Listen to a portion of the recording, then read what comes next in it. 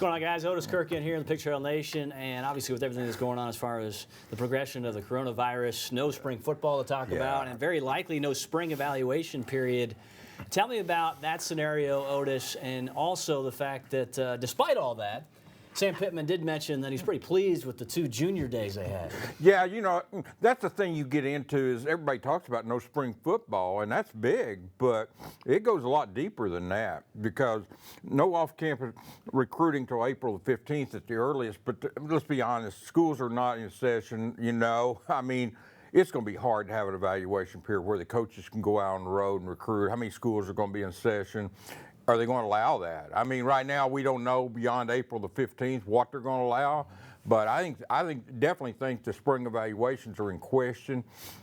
Then you get into that, you get into the summer camps too. I mean, you know, because June's when there's some been held in July, but a lot of them are in June, and that's in question too. And you know what this does, like on the spring evaluation and the camps, Drew.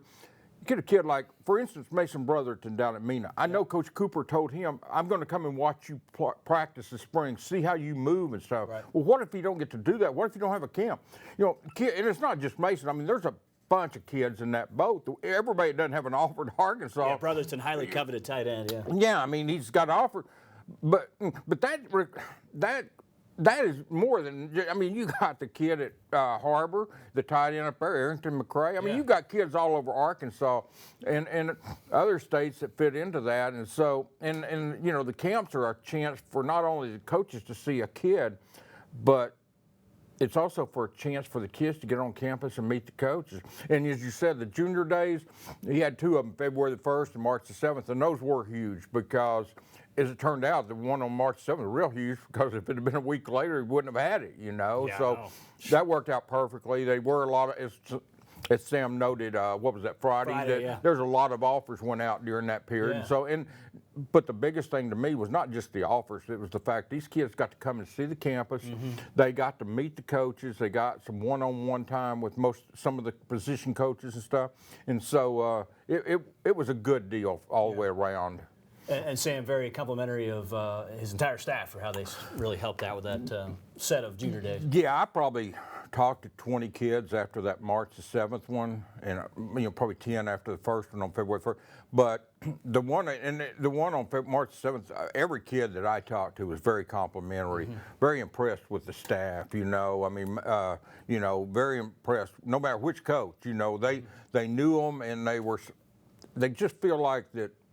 This staff is really kind of more together, maybe. I don't know, that's probably not the right word. More together. I mean, they think this staff is really going to do well here. Talking about continuity, yeah. Yeah, Kendall Browse, Barry Odom, coordinators. I think that's big steps up over what they've had here as coordinator the past few years. Yeah. And I think you'll see that make a difference. Let's talk about a physical specimen indeed. We're talking about Blaine Toll. Toll is very good, and he's so athletic, so physically imposing, if you will, coming in, that they made the decision to move him to tight end. Take us back through that decision. Well, you know, they had to have somebody, and we've talked about it. We speculated who might move to tight end and stuff, but you had Hudson Henry, you had Blake Kern, and then you got Colin Sutherland signed. That's 3.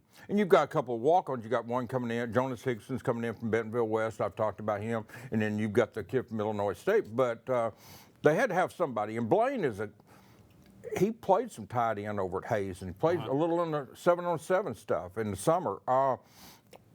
But Sam said, you know, big kid that could run. You know, it's not that you can't use a big kid that can run off the defensive line, but when they signed Xavier Kelly, that freed up a deal. But the numbers, they want 5 on scholarship. Even with Blaine moving over there, they've only got 4 when Sutherland gets here, so they're still short, but they can get through with this, and you can buy some time with this. And but I think it was a good move. I mean, he has told me before, Blaine has told me in the past that he prefers defensive line, that, you know, he's more comfortable there than tight end. But for one thing, Blaine Toll is the type of kid that's going to do anything to help the team. Great team player. Oh, yeah, he's going to do what, you know, it wasn't that he hated tight end, just preferred defensive line, but to help the team. But this is a chance for Blaine to get on the field this fall, too. I think it'll help him. One thing we didn't ask Sam, is this a 1-year deal? You know, what if they sign, you know, they'll have well, Kern's a senior, so they'll still just have 2 next year. So unless they sign 3 in this class coming up, 2021, they're still going to be short. So I don't know if it's a 1-year deal or is this something that they'll leave Blaine there? It may be. It's probably to be determined, though. I mean, it's March, so who knows? Well, and that's the thing. I think a lot of people want definite answers on all this stuff about the camps, about position moves stuff. Right. I think right now, you don't even know when they're going to get to practice these guys. So, I mean, I think right now everything is just to be determined. And I would put Blaine Toll at tight end probably in that category.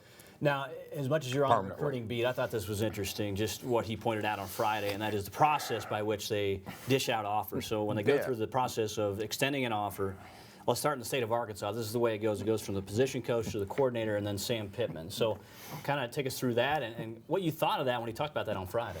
I was very impressed because I don't think a coach has ever broken it down like that. People have asked me, why are they offering so many kids from like Michigan, far away and not offering Arkansas? Well, here's the deal. When they offer, Sam pointed out Friday, when we offer a kid in Arkansas, I want it to be an offer. Hey, Brett Bielema, Chad Morris, they all said the same thing. I mean, you don't want to throw offers out in the state and then 2 months later you can't take that kid or you don't want to take him. You don't want to do that. So bad look. It is. And so, because the one place you don't want to hurt yourself by doing that is in the home state, because Arkansas kids are always going to be a big part of the lifeblood of this program in all sports. Right. So that's Sam's philosophy on that, and I was impressed with it. But you take that, you've got, like you said, position coach identifies, say, Aaron Outley at Parkview. Then the coordinator, Kendall Brow, signs off on it, but then Sam Pittman had to sign off on it too. It's the same philosophy. Then you go over, say, to Oklahoma or a bordering state, maybe Missouri. You've got the position coach identifies the kid. He takes it to the coordinator. The coordinator can sign off on the offer. Yeah. And then when you get off away from the bordering states and inside the state, and you get far away, for instance, I've already said Michigan, but you take Ohio or wherever. Then the position coach can make the offer. Long distance. Yeah. So long distance offers, position coach can do it.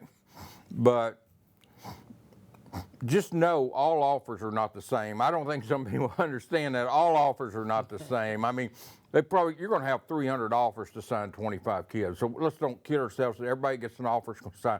And that's why they're doing this in the state, because they want, if they offer Aaron Outley, they offer Amarian Harris. They offer, Andrew Chamblee. They want it to be an offer, a solid offer, and that's why they're taking their time in the state. All right, one final topic, and that is Quincy McAdoo from Clarendon. Now, this is class 2022. I know Sam mentioned Friday how much they're trying to focus on that particular class, but that's just kind of where this is right now. Yeah. As far as what they got in their hands, what they can do with their time right now. But tell me about this kid, how good he is, and I know you got some numbers on him. Yeah, he's good. He fits in the same deal we talked about with the Fayetteville kid last weekend, last Sunday, the 2022 kid from Fayetteville.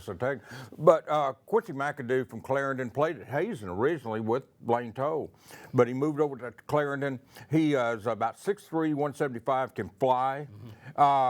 Be a receiver in college, and he fits into the deal where the position coach Stepp identified him, then Brow signed off, and Pittman then signed off on the offer. And he's 2022, but he caught 19 passes for 345 yards and 3 touchdowns, rushed for over 600 yards and 8 touchdowns, had about 255 yards in returns. That's kickoff and punt. Had 1 punt return for a touchdown. Florida State was the first to offer him. Then came Houston. Now Arkansas offered him, and he's an Arkansas fan.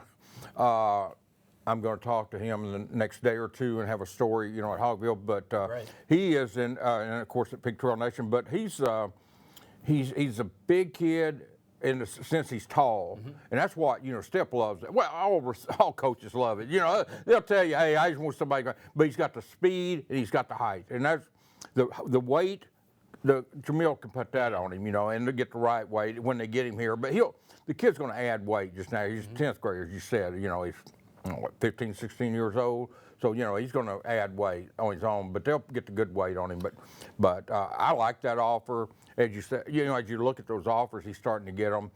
He and the he is just he makes the 5th offer in the state in 2022, so that's going to be a very good crop. We're going to be talking a lot about that crop in 2022 because they've already offered 5 kids in that. They've offered 3 in the 2021, and so there's some good prospects in the state, and the 2022 kids that don't have offers won't be affected nearly as much as the ones in 2021. But about this stuff we talked about earlier with all the delays, so because fluid, they've got another year in the next summer to come to camp, and so they've got some time. But this 2021 is kind of a worrisome deal for kids that maybe on the, I don't know, I guess you could say on the bubble of getting an offer. Sure. You know, there's some kids out there, some good football players. There's 3 tight ends in the state. They've offered 1.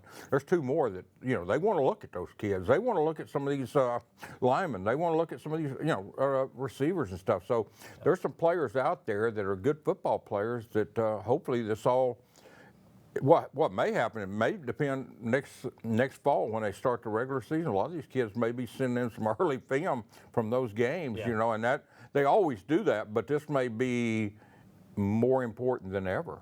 All right, we will continue to break down more from Friday's teleconference with Sam Pittman. You have a lot of stories regarding what happened during that teleconference and a lot to get to. I mean, you talk about the health of Felipe Frank. Sounds like he's looking pretty good. Yeah.